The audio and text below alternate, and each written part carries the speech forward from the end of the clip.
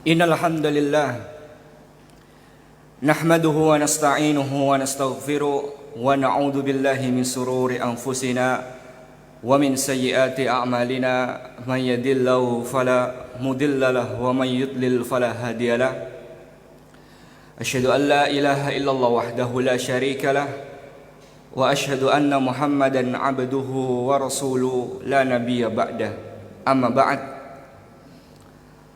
Allahumma inna nas'aluka ilman nafi'an wa rizqan tayyiban wa amalan mutaqabbalan. Allahumma nafi'na bima 'allamtana wa 'allimna ma yanfa'una wa zidna ilma. Allahumma inna na'udzu bika min 'ilmin la yanfa' wa min qalbin la yakhsha' wa min nafsin la tashba' wa min da'watin la yustajabu laha. Kaum muslimin dan muslimat yang semoga senantiasa mendapatkan rahmat dari Allah Subhanahu wa taala. Marilah kita buka majlis yang mulia ini dengan puji syukur kepada Allah Jalla Jalaluh atas segala nikmat yang senantiasa dilimpahkan kepada kita. Nikmat yang tidak mungkin bisa kita hitung satu demi satu. Nikmat yang senantiasa menyapa derap langkah kita. Dan di antara nikmat tersebut adalah kesempatan untuk meraih hidayah. Kesempatan untuk duduk di majlis ilmu yang pahalanya disabdakan oleh Nabi kita sallallahu alaihi wasallam di dalam hadis berikut ini. Beliau mengatakan, "Man ghada ilal masjid." Barang siapa yang berjalan menuju masjid, atau mungkin yang jauh naik motor, la yuridu alla yata'allamal khairan aw yu'allima.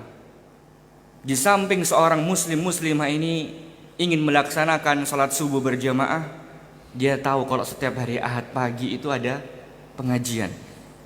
Maka dia datang niatnya selain memang melaksanakan salat subuh berjamaah di masjid, kemudian niat yang kedua dan tidak ada niat yang lain, yaitu dia datang untuk mempelajari atau mengajarkan kebaikan-kebaikan yang bersumber dari Al-Quran dan Sunnah Nabi SAW. Apa pahalanya para hadirin? Kana lahu ka'ajri hajin tamma hajjatahu. Pahala yang didapatkan oleh orang tersebut seakan-akan dia telah melaksanakan ibadah haji. Allahu Akbar. Dia tahu sekarang ibadah haji semakin lama antrinya, benar ya? Ya, meskipun ya semoga Allah Subhanahu wa taala memberikan sifat amanah kepada orang-orang yang mengurusnya, tapi lama para jemaah. Nah, ini Rasul kasih solusi. Gitu loh. Kalau kita memang benar niat kita kepingin melaksanakan ibadah haji, ya bukan menjadi alasan kita menunggu tanpa ada hal yang bermanfaat. Dan Rasul kasih solusi. Kalau kita ingin mendapatkan pahala haji, datang ke majelis ilmu. Masya Allah. Ya, dan ini dengan syarat apa? Kita ikhlas. Kita datang ini ikhlas untuk menuntut ilmu agama. Dan hadis ini disahihkan oleh Syekh Albani dalam kitab Sahih Targhib wa Tarhib. Oleh karena itu para jemaah dirahmati Allah Subhanahu wa taala, bersyukurlah kepada Allah. Pujilah Allah Jalla wa ala di awal materi dan kajian kita pada pagi hari ini, karena Allah persiapkan kepada kita hidayah yang sangat mahal ini. Selanjutnya salawat serta salam senantiasa kita curahkan kepada kedua kita, uswah hasanah kita, Rasulullah sallallahu alaihi wasallam, beserta para keluarga beliau, para sahabat-sahabat beliau dan orang-orang yang istiqamah berjalan di bawah naungan sunnah beliau sampai hari kiamat kelak. Dan subhanallah ya, beberapa akhir ini memang waktu subuh ini sangat sangat naik drastis gitu ya. Dan semoga Allah Subhanahu wa taala senantiasa memberikan kita kemudahan ya untuk melaksanakannya. Karena memang waktu yang berjalan itu lebih awal daripada waktu-waktu yang sebelumnya. Baik para jemaah dirahmati Allah Subhanahu wa taala, ya, kajian atau materi kita pada pagi hari ini sebenarnya untuk menguatkan kita-kita ini yang sudah memutuskan untuk kembali kepada Allah Subhanahu wa taala. Ya, yang sering kita dengarkan kata-kata yang cukup populer, bahkan beberapa artis pun telah melakukan hal tersebut. sebuah gerakan positif di tengah-tengah umat Islam, yaitu adalah apa? Hijrah. Ya, beberapa tahun yang lalu kata ini sebenarnya kalah populer dengan kata-kata apa? Taubat. Zaman dulu sebelum kata hijrah ini viral, yang sering dipakai itu adalah kata apa? Taubat. Taubat dan taubat. Dan sebenarnya fenomena viralnya kata hijrah ini gak ada masalah gitu kan. Karena dua kata ini sama-sama dipopulerkan oleh Allah dan Rasulnya. Jadi ini hal yang positif. Nah, akan tetapi yang jadi duduk masalah ini, yang akan kita bahas pada pagi hari yang mulia ini, itu adalah ketika seseorang ini ketika mau berhijrah, pertanyaannya, apakah harapannya sesuai dengan yang dia jalani saat ini? Dan sudahkah kita tahu hakikat hijrah sendiri itu seperti apa? Karena semua itu ada aturan main, dan banyak orang yang gak tahu masalah itu gitu loh. Makanya yang terjadi adalah angan-angan dia sebelum berhijrah itu berbeda dengan realita ketika dia sudah berhijrah. Bisa dipahami di sini? Hadirin rahmati Allah Subhanahu wa taala, Rasulullah sallallahu alaihi wasallam bersabda dalam hadis riwayat Imam Bukhari, "Al-muhajir man hajara ma haramallahu alaihi." Ya, orang yang berhijrah itu definisinya dari Rasulullah sallallahu alaihi wasallam yang simpel adalah seseorang yang meninggalkan apa-apa yang diharamkan atasnya. Itu pengertian hijrah. Itu langsung dari lisan Nabi kita sallallahu alaihi wasallam. Dan sampai sini saya yakin mayoritas kita tahu terkait masalah pengertian hijrah itu, yaitu apa? Meninggalkan hal-hal yang diharamkan. Makanya ketika seorang wanita mengklaim saya hijrah, dia akan menutup auratnya. Kenapa? Kenapa? Kita interaktif ini ya, pengen gak ngantuk ya. Kenapa? Kenapa seorang wanita kalau dia mengklaim saya hijrah, itu dia akan menutup auratnya dengan penutup yang baik tentunya. Kenapa? Kenapa? Ya, meninggalkan yang haram ini lebih dispesifik lagi, Pak.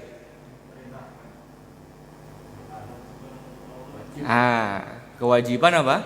Menutup aurat, gitu kan? Karena dia tahu mengumbar atau membuka aurat di hadapan yang non mahram itu hukumnya apa? Haram, gitu kan?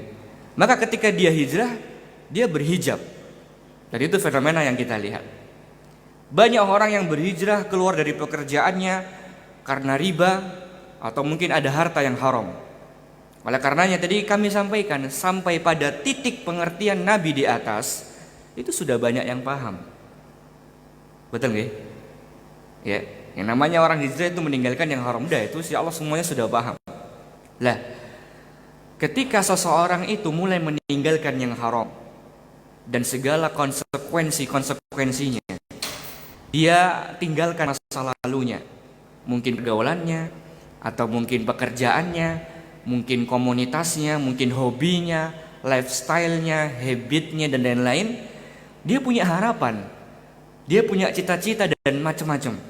Harapannya nanti saya kalau hijrah itu nanti lingkungannya baik.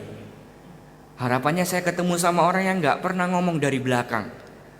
Harapannya saya ketemu sama orang yang bisa menjaga lisannya dan lain-lain. Akan tetapi pertanyaannya, apakah sama dengan faktanya? Apakah sesuai harapan? Jawabannya apa? Tidak selalu sama. Ya apa enggak? Betul ya? Akhirnya apa? Ketika seseorang ini berhijrah, banyak yang enggak bertahan. Banyak, kalau bahasa agama kita ini apa? Futur. Banyak yang down karena ternyata setelah berhijrah enggak sesuai dengan apa yang diharapkan. Karena realitanya itu berbeda dengan ekspektasinya. Sebelum hijrah, sebelum kita bertaubat nih kepada Allah Subhanahu wa taala, kita sering dengar ceramah, "Jamaah, kalau kita ini balik ke agama, kita akan tenang dan bahagia." Tapi ketika hijrah berantakan semuanya. Ya enggak? Hadirin dirahmati Allah Subhanahu wa taala, kita ini harus tahu beberapa hal agar kita bisa bertahan, agar kita bisa tutup taubat kita, hijrah kita ini dengan husnul khotimah. Di antara yang harus kita perhatikan yang pertama adalah kita buka surat Al-Mu'minun ayat ke-30. Ya, surat Al-Mu'minun ayat ke-30. Ini cocok sekali buat orang yang hijrah, yang bertaubat kepada Allah, harus ada mindset ini di kepalanya. Surat Al-Mu'minun ayat ke-30. Allah mengatakan, a'udzubillahi minasyaitonirrajim. Wa in kunna lamubtalin. Kata Allah Subhanahu wa taala, kami pasti akan menguji Anda. Diuji sama Allah Subhanahu wa taala. Hadirin para jamaah dirahmati Allah Subhanahu wa taala, di dunia pergaulan atau di dunia bisnis, kita sering mendengarkan sebuah quotes, enggak ada makan siang gratis. Bener apa enggak ya? Yang suka bisnis ini sinten? Banyak ya. Ini pengusaha semua ya. Saya rasa enggak asing dengan perkataan ini. Enggak ada makan siang gratis. Lalu apakah mungkin husnul khotimah itu didapatkan secara gratisan? Mungkin apa enggak? Hah? Ya mungkin. CNAE gitu kan. Mentang-mentang udah hijrah terus nanti diwafatkan dalam keadaan husnul khotimah, belum tentu. Enggak mungkin. Allah uji dulu. Dan di dalam ayat ini Allah pakai lam taukid namanya. Lamu betalin, enggak langsung mau betalin, pakai la. Lamu betalin. Ini lam taukid. Lam taukid itu apa? Penekanan, pasti akan diuji. Enggak mungkin enggak. Orang yang kembali kepada Allah pasti akan diuji. Jadi kalau ada orang yang berhijrah enggak ada ujian, enggak benar buat itu hijrahnya. Enggak lillahi ta'ala. Kalau yang lillahi ta'ala pasti akan diuji sekenceng-kencengnya sama Allah. Allah pengen tahu. Makanya ketika Allah berbicara masalah hijrah, masalah taubat ini kan, itu enggak ada konteksnya yang santai-santai, enggak ada. Enggak ada yang santai. Enggak ada orang kalau habis hijrah nih dibayar cash H+1. Enggak ada. Kita lihat di antara dalilnya di dalam surat Ali Imran ayat 195. Ya, surat Ali Imran ayat 195. Semoga dengan kita mengkaji ayat ini kita semakin yakin bahwa ya memang enggak mudah. Allah mengatakan, فَالَّذِينَ هَاجَرُوا وَأُخْرِجُوا مِنْ دِيَارِهِمْ وَأُوذُوا فِي سَبِيلِي وَقَاتَلُوا وَقُتِلُوا. Setelah itu, لَأُكَفِّرَنَّ عَنْهُمْ سَيِّئَاتِهِمْ وَلَأُدْخِلَنَّهُمْ جَنَّاتٍ تَجْرِي مِنْ تَحْتِهَا الْأَنْهَارُ ثَوَابًا مِنْ عِنْدِ اللَّهِ Wallahu indahu husnul thawab. Masya Allah.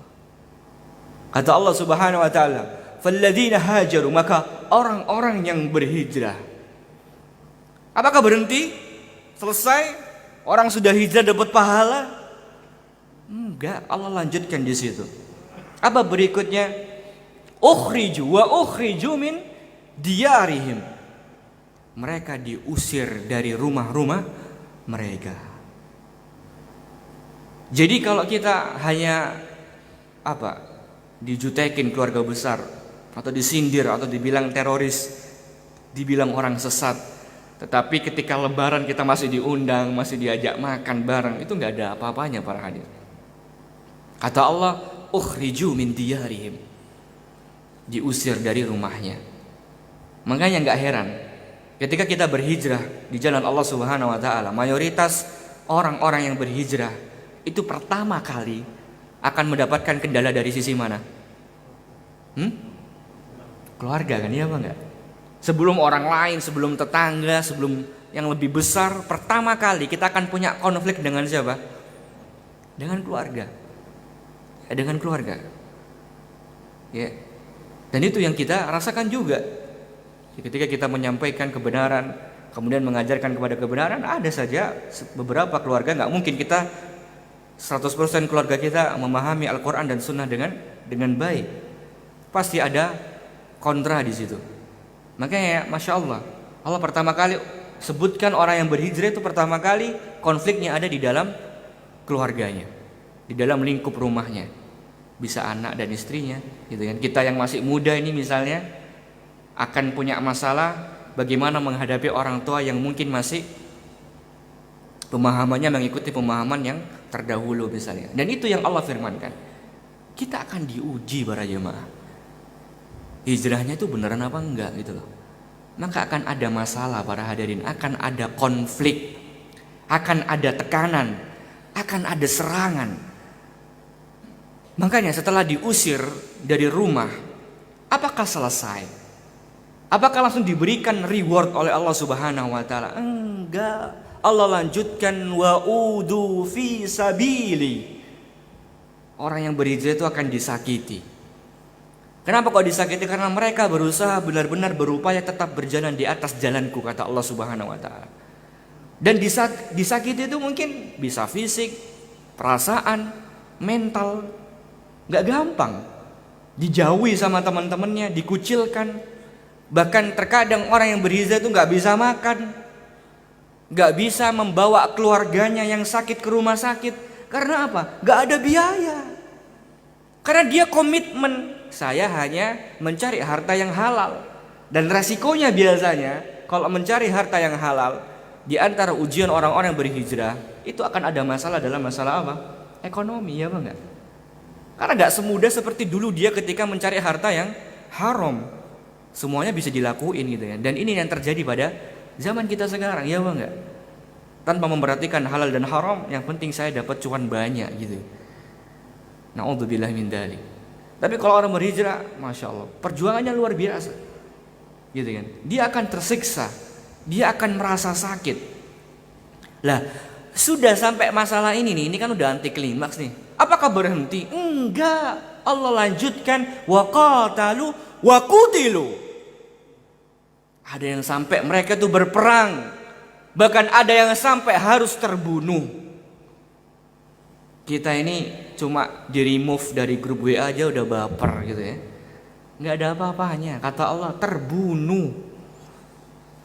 Kita ini cuma terkadang artikel ya, kita share artikel yang ditulis oleh seorang ustadz di grup WA, kita langsung curhat, Ustadz, kita lo di remove Ustadz, coba bayangin gitu ya. Ngapain saya bayangin, saya juga banyak masalah gitu ya. Itu nggak ada apa-apanya, cuma di remove dari grup WA gitu. Dalam ayat ini dibunuh. Lah kalau kita diserang saja galau, gimana mental kita? Terus mengatakan saya hijrah, saya bukan begitu. Kita setelah melakukan pekerjaan yang haram, kemudian kita cari pekerjaan yang halal, kita ditolak dari suatu perusahaan ke perusahaan yang lain, ditolak lagi, ke perusahaan yang ditolak lagi, kita down, bingung. Kita bingung gitu ya. Itu bukan hijrah, jangan down. Orang-orang hijrah itu kalau harus berperang, kata Allah tadi, ya berperang. Tentu saja dengan kaedah yang benar, dengan rambu-rambu syar'i, bukan yang tanpa kaedah.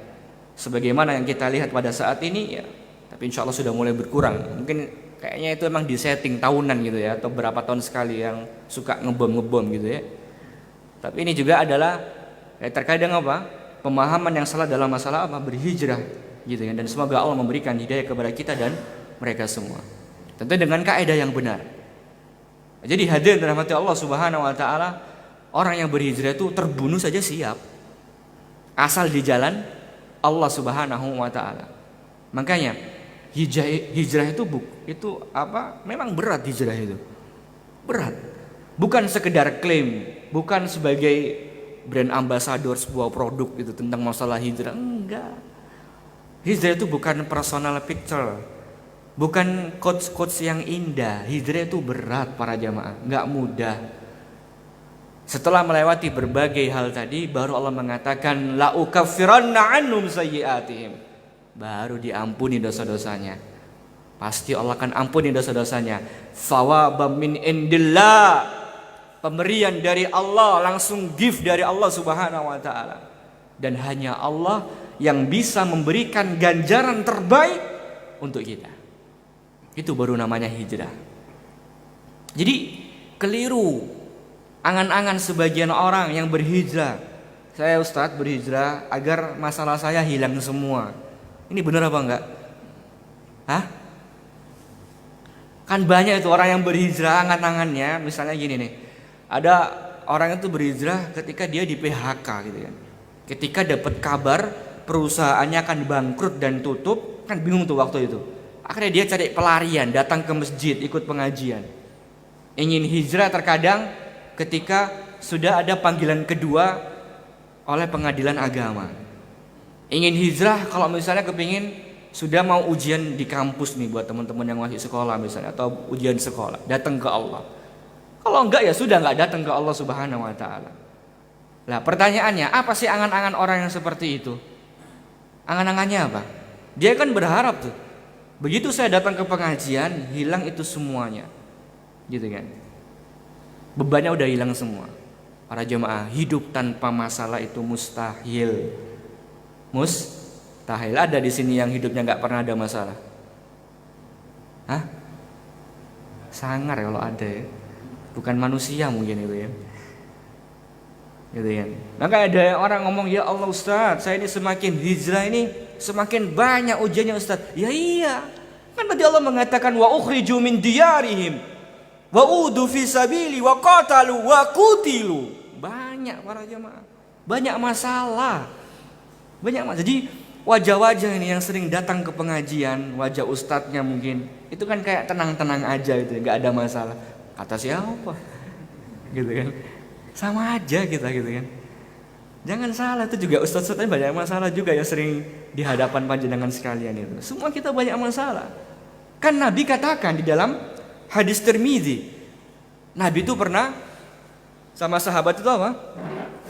Beliau di pasir itu atau di tanah gambarkan kotak gitu ya. Gambarkan kotak kemudian dikasih garis, tengah garis, atasnya garis, bawah garis, sampai nanti kotaknya itu habis gitu kan. Dan Nabi mengatakan ini masalah. Setelah masalah pertama selesai, itu beranjak kepada masalah yang kedua. Masalah selesai yang kedua, beranjak ke masalah yang ketiga. Paham di sini? Jadi intinya hidup kita itu akan banyak apa? Masalah. Gitu kan? Masalah yang pertama pindah ke masalah yang kedua, pindah ke masalah yang ketiga, terus sampai nanti anti klimaksnya, ujungnya, pucuknya itu bernama apa? Kematian. Itu dari kematian. Kalau sebelum kita belum mati ya pasti banyak masalah para jemaah. Dan itulah hidup. Itulah hidup. Tapi bedanya setelah kita berhijrah, setelah kita bertaubat kepada Allah Subhanahu wa taala, masalah itu dalam pandangan kita bukan sekedar masalah, tapi itu sebuah apa? Sebuah apa? Ujian. Allah pengen ngecek ini, kita ini taubatnya, hijrahnya itu ori apa KW? Kita ini hijrah benar-benar karena Allah apa karena ingin dilihat manusia? Berat. Makanya seorang artis yang berhijrah itu sebenarnya jangan tampil, fokus belajar ilmu agama. Kalau tampil ini agak sedikit melenceng niatnya. Gitu kan, apalagi ketika artisnya sudah berani apa menilai ustadz-ustadz gitu ya. Dia baru belajar ilmu agama, ada ustadz yang menerangkan seperti ini, dinilai ustadznya. Ini cocok apa enggak? Belum belajar bahasa Arab, belum belajar ilmu agama yang dasar, sudah menilai seorang ustadz yang memang sudah lama berkecimpung dalam masalah memahami ilmu agama. Kalau pengen tahu ini hijrahnya KW apa ori gitu loh. Bener gak karena Allah atau karena manusia? Bener gak mencari akhirat atau malah ngincer dunia? Kalau ngincer dunia kan ya sama aja. Cuma beda panggung, beda kostum, tapi tetap pengen eksis. Ya apa enggak? Sama aja. Ya dia berhijrah karena melihat sekarang hijrah ini lagi viral gitu ya. Maka saya akan jatuh pada konteks hijrah. Tapi sama aja, akhirnya kan niatnya karena apa? Karena yang viral. Oh sekarang semuanya hijrah. Kemudian apa? Dia datang di tempat itu karena tujuan untuk apa? Mengikuti tren, bukan karena Allah Subhanahu wa ta'ala. Lah, Allah itu ingin lihat, berani gak kita meninggalkan semuanya karena aku, kata Allah Subhanahu wa ta'ala. Diuji, langsung diuji sesuai dengan kapasitas kita masing-masing. Hadirin yang dirahmati Allah Subhanahu wa taala, ini yang harus kita camkan. Ini yang harus kita renungkan. Hakikat dari hijrah itu adalah ujian, ujian, ujian, ujian, ujian sampai datang kematian. Dan itu firman Allah Subhanahu wa taala. Dan itu perjalanan Nabi kita Muhammad sallallahu alaihi wasallam. Bukan hanya Nabi Muhammad sallallahu alaihi wasallam, semua para nabi juga begitu. Itu sunnatullah. Karena kalau ingin instan, sebagaimana kita membuat mie instan gitu kan, atau buat kopi instan, minuman instan, kalau seperti itu, kalau pengen instan, gak mungkin Nabi itu hijrah dari Mekah ke Madinah. Gino pembuatan, gino pembuatan. Saya harus ngecek ini masih bangun nih, biasanya ngantuk-ngantuk itu. Kemarin kita dauro sama Ustaz Subhan Bawazir itu, masa pesertanya dia ngorok para jemaah. Subhanallah. Gitu. Mungkin kecapean ya. Karena kita sesi pertama habis Isya gitu kan. Mungkin beliau hari Jumat karena mungkin kerja ya. Kita maklum. Alhamdulillah Ustaz Subhan enggak nyindir itu ya. Ustaz Subhan enggak nyindir. Tapi kita sebagai peserta juga malu, kenceng sekali dan enggak sekali, sampai 4 kali dalam satu sesi dauro itu. Ya mungkin ketika saya dikabari sama timnya Ustaz Subhan, ini paling kecapean kata Ustaz. Angkanya enggak disindir sama beliau gitu. Tapi kalau kita ini ada yang kecapean, ini udah hari Ahad kok ya. Weekend kan nyantai ya insyaallah ya. Baik. Dan kita sepakat simbol atau ikon hijrah itu adalah hijrahnya Nabi ke Madinah. Iya Bang enggak? Pertanyaan saya, siapa yang bisa jawab? Semoga dapat pahala yang lebih banyak daripada yang lain. itu hadiahnya ya. Siapa yang bisa jawab? Kenapa yang jadi ikon hijrah itu hijrahnya Nabi ke Madinah? Monggo. Yang bisa menganalisa kenapa yang jadi ikon hijrah itu hijrahnya Nabi dari Mekah ke Madinah.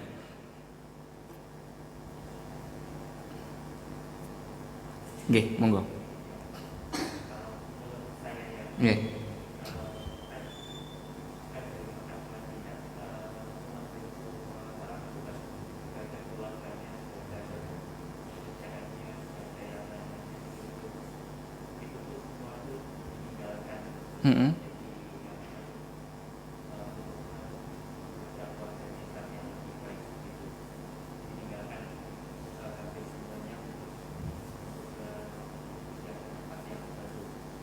Berarti alasannya apa? Intinya alasannya kenapa kok yang jadi simbol ikon hijrah itu Nabi ke Madinah karena apa?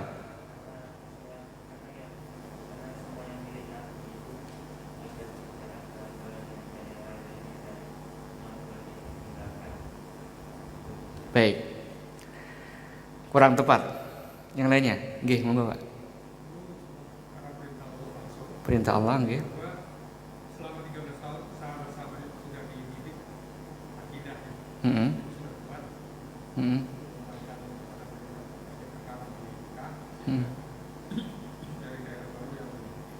Baik. Oke, memang benar itu perintah Allah. Yang kedua alasannya kurang tepat. Silakan yang lainnya. Jazakallahu khair ya, sudah berkenan untuk menjawab. Silakan, satu lagi. Siapa yang tahu ini? Intinya, kenapa kok Allah perintahkan Nabi itu hijrah dari Mekah ke Madinah? Loh ini masih Rabiul Awal kan? Katanya cinta sama Nabi. Kok enggak tahu ceritanya? Cinta sama Nabi apa enggak ini? Masa enggak tahu? Kenapa ini? Ayo. Wah, ada kajian sirah di sini kan? Ada kajian rutin sirah Nabawi di sini. Hah? Harus diadakan para jemaah. Ayo yang kata yang cinta sama Nabi sallallahu alaihi wasallam. Wah, kita kurang dekat nih sama Nabi para jemaah. Apa? Ayo 2 orang, satu lagi ben pas ganjil. Kan Allah suka yang witir, ayo. Hah? Nggak ada. Nggak. Monggo 3. Monggo jenengan.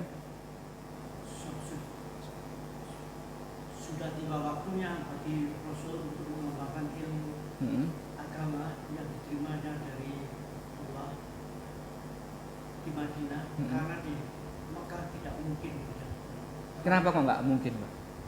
Terlalu banyak yang menentang karena adanya Quraisy. Oke, udah itu. Mendekati. Silakan. Karena di Mekah waktu itu masyarakatnya Jahiliyah, dakwahnya tidak kondusif, Oke. sehingga pindah ke Madinah untuk membangun masyarakat yang kondusif. Oke. Udah. Nggak dirincikan lagi. Cukup. Silakan. Untuk menenangkan diri kembali kepada istilah orang tuanya yang ada di keturunan asalnya dari merasa aman, merasa lebih tenang.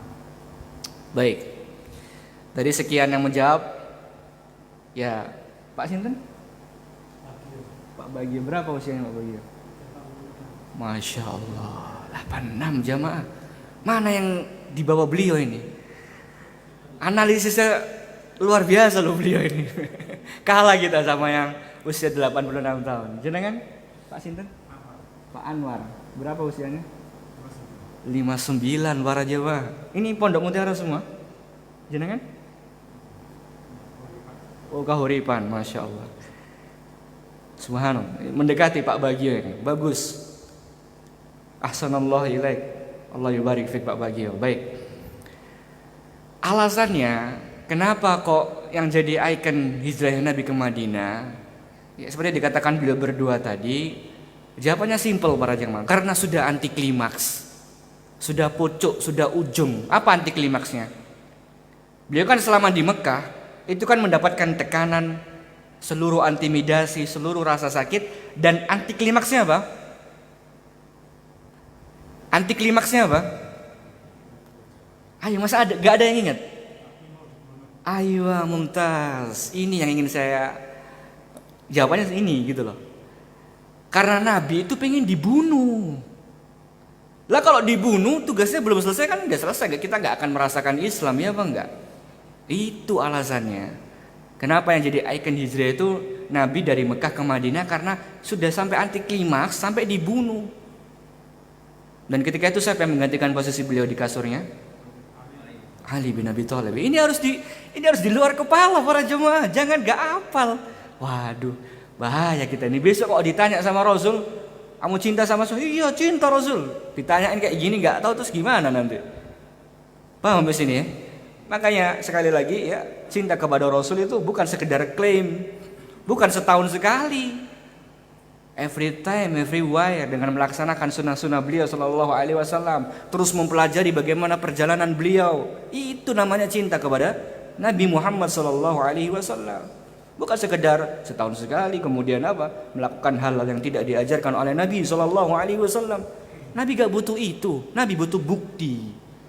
Maka ada yang mengatakan apa? Cinta itu butuh apa? Bukti, butuh pengorbanan, bukan sekedar klaim saya cinta. Gitu kan? Nah, kembali ke masalah ini tadi, sudah anti klimaks, udah mau dibunuh nih. Ya kalau kebunuh, Islam gak akan tersebar. Tugas beliau belum selesai dari Allah Subhanahu wa taala. Makanya Allah suruh beliau hijrah dari Mekah ke Madinah. Dan kita semua paham tentang masalah apa? Kondisi ketika rumah Rasul itu dikepung gitu kan. Sampai di antara mukjizat yang Allah berikan apa? Ketika itu. Apa mukjizat yang Allah berikan kepada Nabi Muhammad ketika dikepung rumahnya? Dilempar pasir gitu kan. Dan pasirnya bisa membuat orang-orang di sekitar tidur, pingsan. Gitu kan, sehingga mereka tidak tahu kalau Nabi Muhammad dan Abu Bakar As-Siddiq sudah keluar dari rumahnya. Seperti itu. Itu 13 tahun para jamaah. Jadi selama 13 tahun ya, itu gak ada yang respon dakwanya kecuali cuma sedikit, kecuali orang-orang yang lemah. Gitu kan. Saya pernah bahas gak kajian di sini terkait masalah hamba-hamba Allah? Nggak pernah, belum pernah ya. Jadi kenapa kok di zaman Rasul yang mudah menerima dakwah itu adalah orang-orang miskin, orang-orang kayak Bilal dan sejenisnya, karena mereka mengetahui hakikat penghambaan gitu loh. Karena dia selama ini jadi apa? Jadi budak, jadi orang yang lemah, ketika diberikan dakwah untuk apa? Mentauhidkan Allah, beribadah kepada Allah, ya dia bisa nerima cepat. Makanya tugas kita ini ya juga harus memperhatikan saudara-saudara kita yang ada di pedalaman gitu. Di dalam-dalam itu sebenarnya gampang dakwah di mereka gitu. Cuma karena kita kalah start aja sama orang-orang Kristen gitu kan. Orang-orang yang mendakwakan agama yang batil ke mereka. Kita harus sekuat tenaga berusaha untuk menyelamatkan saudara kita yang ada di pedalaman untuk memeluk agama Islam itu. Adapun orang-orang kaya cuma sebagian. Ini saya nggak menafikan orang-orang kaya, karena di zaman Rasul juga ada siapa? Ada Abu Bakar, ya kan? Ada Utsman. Orang kaya juga banyak. Ada Abdurrahman bin Auf, gitu kan. Tapi mayoritas ketika itu yang menerima dakwah Nabi adalah apa? Orang-orang lemah. Karena mereka mengetahui hakikat penghambaan. Gitu. Nah, 13 tahun di Mekah seperti itu, subhanallah. Maka kalau kita ditanya, Mas, Pak, berapa lama mengalami tekanan dan lain-lain setelah berhijrah? Iya Ustadz, baru 3 bulan. 3 bulan udah ngedown, udah lemes gitu kan. Ya Ustadz, baru 2 tahun, baru 5 tahun. Baru 5 tahun, Nabi berapa? 13 tahun. Ustadz, kita kan bukan Nabi Ustadz gitu kan. Ya bukan masalah itunya. Kita berusaha semaksimal mungkin mencontoh Nabi SAW. Maka kita kalau lagi punya masalah, langsung lihat ke Nabi, lihat ke para sahabat radhiyallahu anhum, sehingga kita terhibur. Oh ternyata ujian saya nggak sebesar kok seperti apa yang diujikan Allah kepada para nabi dan rasul, para sahabat radhiyallahu anhum dan para ulama yang lain. Kan gitu. Ini nggak ada apa-apanya. Kalau baru 5 tahun, 10 tahun, Nabi 13 tahun nih. Emangnya Allah nggak bisa tolong Nabi secepat mungkin? Bisa apa enggak? Bisa. Kenapa kok Nabi harus dicela, dicaci, dimaki, dibilang orang gila, dibilang dukun, dibilang segala macam, sampai pernah beliau tuh diboikot selama 3 tahun. Nggak makan, nggak minum. Jenengan pernah diboikot setelah hijrah? Nggak boleh ke toko-toko yang di sekitar itu. Pernah kayak gitu apa enggak setelah hijrah? Nggak pernah kan? Nabi dan para sahabat itu sampai makan daun, sampai banyak yang meninggal ketika itu. Diboikot.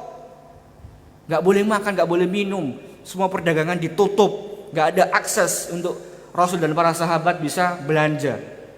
Subhanallah. Terus kita ini mengatakan, apalagi di zaman kemarin Covid gitu ya, orang mengatakan, Ustaz, sekarang ini daya beli kurang ya, ekonomi lagi lesu. Ya benar, emang benar. Tapi kan kita belum sampai pada titik yang dirasakan oleh Nabi Sallallahu Alaihi Wasallam. Alhamdulillah. Berapa nih? 2 tahun kan kita? Nabi ini 3 tahun diboikot. Kita 2 tahun di dalam prosesnya juga alhamdulillah mendapatkan bantuan dari saudara-saudara kita yang lain gitu kan. Ini Nabi gak belas, gak ada yang bantu. Tertekan itu para jamaah. Dan itu Nabi gak ngeluh, itu biasa aja. Gak yang berlebihan gitu, enggak. Bahkan Nabi, kita teringat kisah beliau Sallallahu Alaihi Wasallam ketika di Taif. Dia apakan beliau? Dilempari dan tahu siapa yang lemparin? Hah? Satpol PP? Polisi? Siapa yang lemparin? Hah? Anak-anak, anak kecil para jemaah.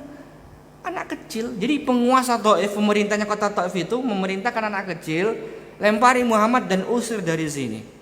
Bayangkan jenengan jalan kaki berkilo-kilo, ya.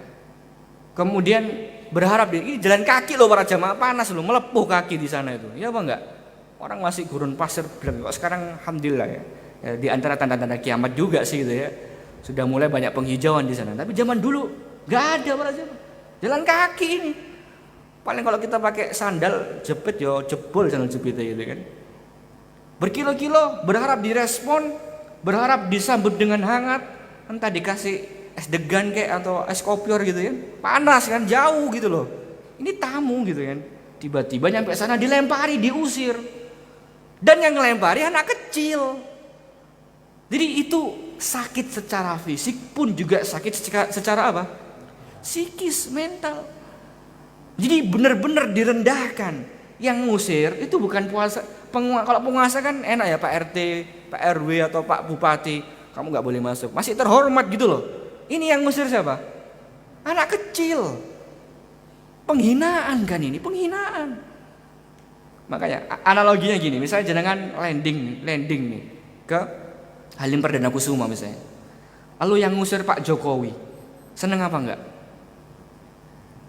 Hah? Seneng apa enggak? Ya sebenarnya enggak seneng diusir, tapi kita punya rasa bangga gitu loh. Kenapa? Presiden langsung yang turun tangan ngusir kita, ya berarti kan kita orang spesial. Kan kita tahu di bawah presiden ada ajudan-ajudannya, ada bawahannya. Tapi kenapa kok harus Pak Jokowi yang ngusir kita? Paham sampai sini ya? Berarti kan spesial. Ini enggak. Yang ngusir Nabi anak kecil. Anak kecil. Ya. Makanya Nabi sempat down ketika itu, sempat down, tapi bangkit lagi. Setelah beliau pulang dari Taif, keluar dari Taif kan akhirnya apa? Ada yang tahu kisahnya? Dihibur sama Allah dengan apa? Dengan jin kan? Datang ke Nabi SAW, kemudian Nabi berdakwah dan sebagian jin itu masuk Islam. Nabi seneng dah. Itu diantara hiburan yang Allah berikan kepada Nabi SAW. Karena apa? Nabi belum ngomong iki, wis dilempari. Belum ahlan wa sahlan, belum gitu, sudah dilempari. Siapa yang enggak down? Tapi Nabi downnya enggak keterlaluan gitu. Allah pengen selamatkan. Nih ada jin datang ke Nabi Muhammad berdakwah dan sebagian masuk Islam jinnya gitu kan. Subhanallah. Baru setelah itu ditawari oleh malaikat. Ya, menawarkan apa? 2 gunung yang akan dihempaskan kepada penduduk Taif. Kan seperti itu. Bahkan Nabi mengatakan ojo, jangan. Nabi mengatakan enggak. Saya masih berharap dari tulang sulbi mereka ada generasi yang hanya beribadah kepada Allah Subhanahu wa taala. Allahu Akbar. Nabi sallallahu alaihi wasallam. Nabi itu enggak akan protes kalau fisiknya disakiti. Tapi Nabi itu akan membela mati-matian kalau yang disakiti adalah siapa? Syariat Allah Subhanahu wa taala. Makanya kayak gini nih, ini kan harusnya kalau kita nih jadi nabi, oh iya kurang ajar, lempar aja gitu kan gunungnya gitu. Enggak Nabi. Jangan. Saya masih berharap ya nanti keturunan mereka ada yang bertauhid kepada Allah Subhanahu wa taala. Allahu Akbar. Ini Nabi kita sallallahu alaihi wasallam. Gitu kan. Banyak sebenarnya kalau kita mau bahas tentang bagaimana kasih sayang Nabi kepada umatnya. Bahkan beliau sebelum meninggal beliau memanggil apa? Umatku. Tapi kita ini sebagai umatnya terkadang kurang sopan gitu loh. Nggak respon dengan kasih sayang yang Rasul berikan kepada kita. Makanya ayo belajar para jemaah. Ya, baca sirah Nabawi itu penting. Kita akan kata para ulama itu baca sirah Nabawi itu udah mencakup semuanya sebenarnya. Akidah, ibadah, muamalah, akhlak, adab semua di situ. Paling enak kajian sirah. Kalau kita pengen yang simpel loh ya. Kajian sirah semuanya tercakup dalam pelajaran sirah Nabawi. Gitu loh. Jadi usahakan, saya berharap ke depan ini insya Allah kondisi sudah mulai normal. Ya, untuk takmir saya memberikan saran untuk mengadakan pengajian sirah Nabawi seperti itu. Baik. Di Taif ketika Nabi seperti itu, apakah kan sebenarnya Allah bisa buat paspanbi gitu ya? Apa paspanbi? Pasukan pengaman Nabi. Bisa apa enggak? Bisa nyuruh malaikat. Jadi yang dekat tinggal sempal gitu kan. Kan kita tahu kisah di Badar itu 300 melawan 1000 bisa. Ya. Allah tinggal bilang apa? Kun fayakun. Jadi apa enggak? Jadi. Apa susahnya? Tapi bukan itu aturan mainnya gitu loh. Allah mengatakan di dalam surat Muhammad di ayat keempat, Allah mengatakan dzalika walau yasha Allah lan tasara minhum. Kalau Allah mau nih dalam detik pertama Allah akan memenangkan Anda dari mereka. Mereka akan dihancurkan. Gampang, apa susahnya? Allah kasih petir, Allah kasih adab, Allah tenggelamkan, bisa. Tapi bukan seperti itu aturan mainnya. Walakin liyabluwa ba'dakum bi ba'din. Akan tetapi kata Allah, kami ingin menguji kalian melalui mereka. Ya, melalui apa? Mereka. Jadi hubungan antar manusia ini sebenarnya ujian. Allah pengen tahu. Bisa nggak kita? Gitu ya. Jadi ketika hijrah ada kendala di keluarga, Allah ingin menguji kita. melalui orang tua kita, saudara kita. Itu polanya, itu hijrah. Semua tentang ujian, bukan tentang fasilitas. Ya, hijrah itu semuanya tentang ujian, bukan tentang fasilitas. Karena kalau tanpa ujian gak akan terfilter. Allah ingin memfilter. Apa yang dikatakan Allah dalam surat Muhammad di ayat ke-31? Walanabluwannakum hatta na'lamal mujahidina minkum was-sabirina wa nabluwa akhbarakum. Kami pasti akan menguji kalian agar apa? Agar kelihatan. Bukan kelihatan di hadapan Allah. Karena Allah tahu sebelum penciptaan langit dan bumi 50.000 tahun yang lalu. Tapi biar kebukti gitu loh. Karena kalau kita nggak dijadikan begitu, kita akan debatin Allah nanti di hari kiamat. Tapi kalau ada ujian, Allah sudah punya catatan. Loh ini loh, dulu kamu tak uji seperti ini dan kamu lulus, alhamdulillah, silakan masuk surga. Dulu kamu diuji seperti kamu nggak kuat, kamu maksiat, silakan masuk neraka gitu kan. Allah pengen seperti itu. Ya. Siapa saja yang terbukti? Yang pertama, al-mujahidin. Orang-orang yang sungguh-sungguh, yang jungkir balik mempertahankan la ilaha illallah, yang mempertahankan sunnah Nabi SAW. Allah pengen tahu siapa sih orang yang seperti ini. Mujahidin, bersungguh-sungguh. Wassabirin, dan sabar. Benar-benar sabar. Maka ya kalau ada yang mengatakan sabar itu ada batasnya, salah. Karena pahala yang Allah siapkan untuk orang-orang yang sabar itu nggak ada batasnya. Dan Allah sering muliakan di dalam Al-Quran buat orang-orang yang bersabar. Ya, oleh karena itu berjamaah dirahmati Allah Subhanahu Wa Taala. Kalau semua yang berhijrah dari pekerjaan yang haram, lalu H+1 itu dapat tawaran pekerjaan halal dengan gaji berkali lipat, kira-kira gimana? Keluar gak dari yang haram? Hah? Ini saya kecepatan lah. Saya ulangi lagi ya. Kalau semua yang berhijrah dari pekerjaan yang haram, H+1 dapat tawaran pekerjaan yang halal dengan gaji yang berkali lipat, kira-kira gimana kondisinya? Keluar gak dari yang haram? Keluar dari pekerjaan yang haram. Ya. Akan tetapi, apakah itu terjadi di kenyataan? Hah? Terjadi gak di kenyataannya? Enggak. Ya.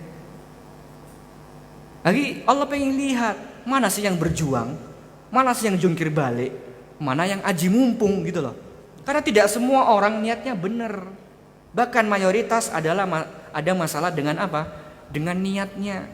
Makanya Allah berfirman dalam surat An-Nisa ayat 66, "Walau anna katabna 'alaihim an iqtulu anfusakum aw ikhruju min diyarikum ma fa'aluhu illa qalilun minhum." Kata Allah, sesungguhnya kalau seandainya kami perintahkan kepada mereka, bunuh dirimu atau keluar dari kampungmu, niscaya mereka tidak akan melakukannya kecuali sebagian kecil dari mereka. Ustadz, ya wajar loh Ustadz, masa ada orang mau membunuh dirinya sendiri? Hadirin dirahmati Allah subhanahu wa ta'ala. Ini sudah perintah Allah, bukan bunuh diri sendiri, enggak. Kalau kata Allah, kalau seandainya saya suruh mereka untuk membunuh dirinya, mereka oke gitu loh. Dan ini bukan isapan jempol belaka. Siapa manusia yang disuruh membunuh dirinya sendiri oleh Allah Subhanahu wa taala? Siapa? Nabi siapa? Nabi. Dulunya Nabi. Hah? Nabi Ismail alaihi salam. Itu mau tuh, bisa. Dan kita tahu kisahnya kan? Ketika Nabi Ibrahim, ya bunayya ini ara fil manam anni atbahuka fandur madza tara, ya wahai anakku, aku ini dapat mimpi nih, dari mimpiku kalau aku disuruh nyembelih. Apa kata Ismail? Ya abati if'al ma tu'mar satajiduni insyaallah minas sabirin. Wahai bapakku, wahai ayahku, kalau itu memang perintah dari Allah Subhanahu wa taala, lakukan. Insyaallah aku menjadi orang-orang yang bersabar. Bisa. Ismail mau. Kenapa? Karena jujur niatnya. Kita mau. Dan Allah sebenarnya itu gak minta disembelih kan. Itu cuma ngetes aja, ngetes Ismail gitu loh, yang masih muda. Kira-kira kuat gak gitu kan? Kalau sekarang kita praktekkan ke anak kita, gimana? Hah? Mau gak? Ya kalau tauhidnya gak bener ya gak mau gitu. Lari mereka, kabur malah gitu kan. Nggak mudah, orang masih muda kan pengen merasakan enaknya dunia. Itu justru dibunuh coba. Tapi sebenarnya Allah nggak pengen dibunuhnya, bukan itu konteksnya gitu loh. Allah pengen tahu niatnya, makanya ketika mau disembelih diganti sama apa? Domba kan? Gitu. Allah pengen ngetes gitu. Makanya kata Allah, walau seandainya, walau anna kata benar. Jadi itu akan kelihatan mana sih yang benar cari akhirat, mana yang cari dunia, mana yang masih berharap eksis, mana yang nggak mikirin segalanya, yang penting ridho Allah Subhanahu Wa Taala. Nggak ada yang mau maju. Ini ujiannya. Ustaz, berat Ustaz ya? Nggak deh, saya nggak mau hijrah Ustaz. Maka kalau mengatakan apa? Illa qalilun minhum, kecuali cuma yang sedikit. Dan Allah pingin yang sedikit itu parahnya. Allah pingin yang mana? Yang sedikit. Dan semoga kita termasuk dari orang-orang yang sedikit itu. Gitu kan? Jadi Allah ingin yang sedikit. Dan kalau nggak ada ujian para jamaah, kita nggak tahu mana yang sedikit, ya apa enggak? Orang masuk kuliah, mau masuk universitas, masuk perusahaan aja harus ada apa? Tes. Yang ngelamar pekerjaan 1000, yang dipilih cuma 100. Karena perusahaan pengen yang 100 yang berkualitas. Lah masa iya masuk surga semuanya masuk surga?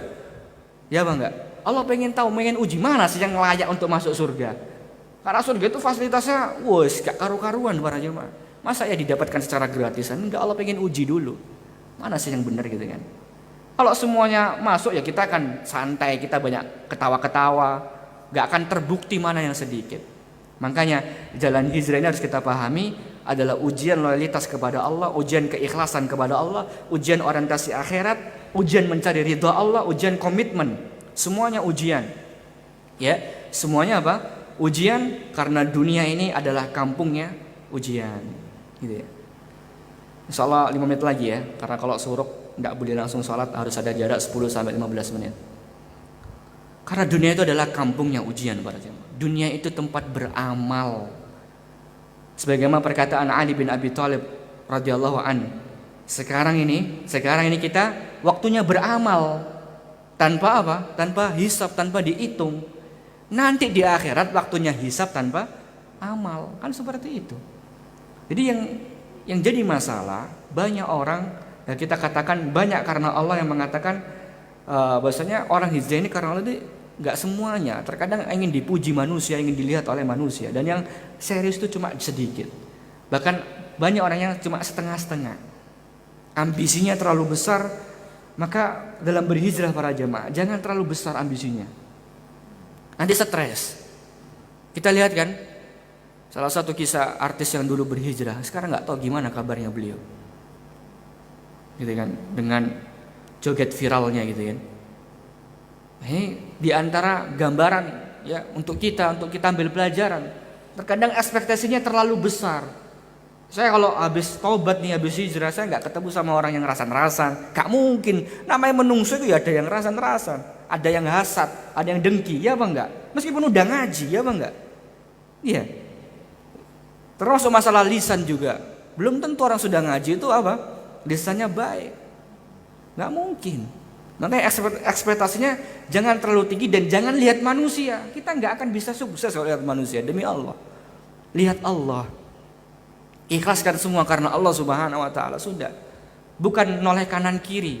Makanya orang itu kalau hidupnya suka lihat manusia yang lain nggak akan bisa tenang, demi Allah, saya berani jamin itu. Kalau sering mendengarkan apa? Perkataan manusia yang lain, apalagi ketika dia berhijrah, dia so alim, wah, kapling surga dan sebagainya gitu kan. Kita berusaha menjalankan sunnah Nabi mengatakan seperti itu, dan kita baper. Oh, kita kan baper sekarang ya, bawa perasaan. Maka kita nggak akan bisa sukses hijrahnya para jemaah. Makanya masalah niat ini juga harus dibahas. Masalah niat ini harus, salah satu cobaan orang-orang yang sudah berhijrah adalah masalah apa? Hati. Terkadang kita ini kurang pandai apa? Mengatur hati kita, bagaimana kita mengikhlaskan hanya kepada Allah Subhanahu Wa Taala. Makanya sama sesama jamaah punya konflik sendiri gitu kan. Satu lembaga punya konflik ya karena masalah hati. Nah, setan itu nggak akan pernah berhenti. Jangan merasa aman, sholatnya udah rajin, sudah pengajian sama satu ustadz gitu ya. Oh belum, nggak dilepas sama setan sampai mati nanti. Paham di sini ya? Seperti itu. Oleh karena itu berjamaah rahmat Allah Subhanahu Wa Taala ya. Orang yang jujur itu luar biasa. Makanya para sahabat itu mengatakan kita tidak akan mengucapkan apa yang dikatakan oleh Bani Israel kepada Musa. Apa kata Bani Israel kepada Musa? Idhab anta wa rabbuka faqatila. Anda wahai Musa, pergilah bersama Tuhanmu untuk perang, kami tunggu di sini. Ini Nabi Musa sama kaumnya, kurang ajar ya kaumnya ini.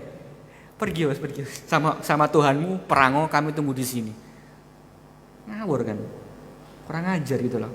Tapi para sahabat yang ada di samping Nabi Muhammad SAW tidak seperti itu, gitu kan?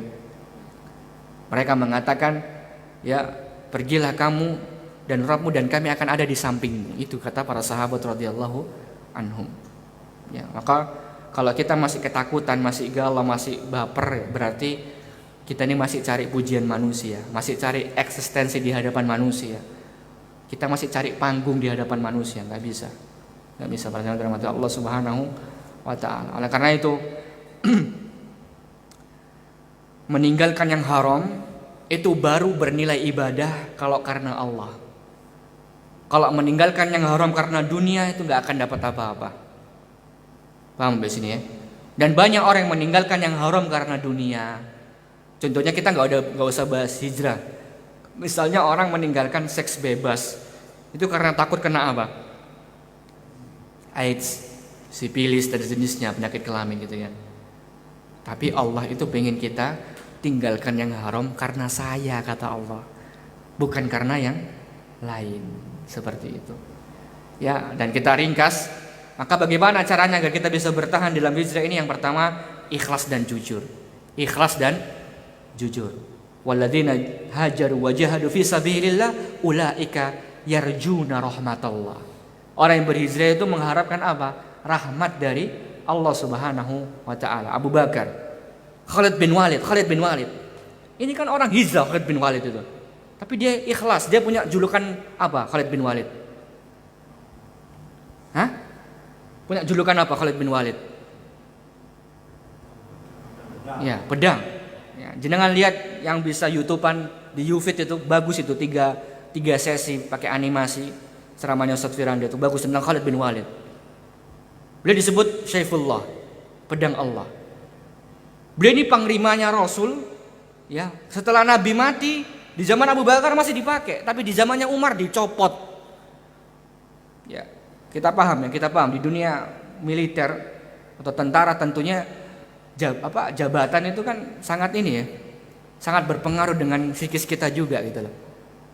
Ini jabatan terbesar nih, panglima di zaman Rasul. Siapa nggak bangga dipakai zaman Rasul? Zaman Abu Bakar dipakai, zaman Umar dicopot, diganti sama Abu Ubaidah bin Jarrah. Apakah Khalid bin Walid itu baper? Enggak. Meskipun beliau panglima, apakah beliau down? Enggak. Apakah beliau futur? Enggak. Apakah beliau left group? Enggak ada WA dulu ya. Enggak, biasa aja. Meskipun beliau panglima, biasa aja, karena itu bukan tujuannya. Dia ikhlas karena Allah Subhanahu wa taala. Makanya yang jadi sampel ikhlas, kita kan sering dengar ya dalam hadis Arba'in An-Nawawi, ya kan? Itu kan bahas masalah apa? Niat. Apa sampelnya? Hijrah kan? Iya apa enggak? Faman kana hijratuhu lillahi wa rasulihi fahijratuhu lillahi wa rasulihi wa man kana hijratuhu lidunya aw imra'atin yankihuha, gitu kan? Fahajratuhu ila ma hajara ilai. Itu kan sampelnya kan hijrah. Gitu loh. Itu yang pertama, agar kita bisa bertahan apa? Ikhlas dan jujur. Yang terakhir, yang kedua, agar hijrah kita bisa bertahan, istilah aja ya. Jangan jadi pelari maraton. Mohon maaf. Jangan jadi pelari sprinter. Tapi jadi pelari apa? Maraton. Ini analogi, kalau bahasa fikihnya ya nggak ada gitu kan. Banyak yang hijrah ini awal-awal langsung sprinter. Gitu kan. Akhirnya apa? Itu terlalu kenceng guys, ambekan. Tadir sana sini situ gitu kan, kemudian menilai ustadz, enggak, jangan seperti itu tuh. Jangan sprinter, maraton. Sprinter itu kan kencang sekali kan, karena jalannya pendek. Sedangkan hijrah kita ini pendek atau panjang? Panjang, masih panjang. Maraton, step by step, belajar dari iman dulu. Maka sering saya katakan pada orang-orang yang berhijrah, pelajari rukun Islam, rukun iman dengan benar-benar. Itu dulu aja. Jangan bahas istilah ulama, jangan bahas itu dulu aja. Ya, jadi cara sukses orang hijrah itu yang pertama tentunya apa? Belajar adab terlebih dahulu. Ya, belajar adab, bagaimana bermajelis ilmu, bagaimana dengan para ulama. Setelah itu pertama kali yang dibahas masalah Islam iman, itu dulu. Jangan yang lainnya, fokus ke itu dulu. Insya Allah nanti hasilnya akan bagus. Ya, jadi kita punya prioritas dalam belajar. Makanya teori di dunia aja kita bilang harus 10.000 jam terbang baru orang itu dikatakan apa? Ahli. Nah, sekarang kita pengajian cuma 1 jam sepekan. Yo, coro para jamaah itu ya. Makanya jangan jadi sprinter maraton. Harus punya mulai sekarang saya belajar itu harus apa? Terstruktur dengan baik. Harus saya punya jadwal ini. Sehingga apa? Outputnya bagus gitu loh. Nah, sekarang kita lihat banyak orang-orang pengajian sudah pintar menilai ustadznya gitu ya. Ya karena salah. Salah apa? Metode belajarnya gitu loh. Seperti itu. Makanya kita lihat Quran saja turun itu berangsur-angsur ya apa enggak? Enggak langsung cablek semua kan enggak toh, berangsur-angsur. Menunjukkan bahwa kita kalau belajar harus apa? Step by step. Mungkin itu yang bisa kami sampaikan. Semoga ada manfaatnya. Kalau ada kesalahan dan kekurangan itu datangnya dari saya, dan kalau adanya kebenaran itu datangnya dari Allah Subhanahu wa taala. Semoga Allah berikan kita keistiqomahan, ya Allah wafatkan kita dalam keadaan husnul khatimah, dikumpulkan dengan para syuhada, ya, para nabi-nabi dan para orang-orang yang saleh. Wassallallahu ala sayyidina Muhammad wa ala alihi wa sahbihi ajmain. Subhanakallahumma hamdika asyhadu an la ilaha illa anta astaghfiruka wa atubu ilaik. Wa akhiru da'wana alhamdulillahi rabbil alamin. Assalamualaikum warahmatullahi wabarakatuh.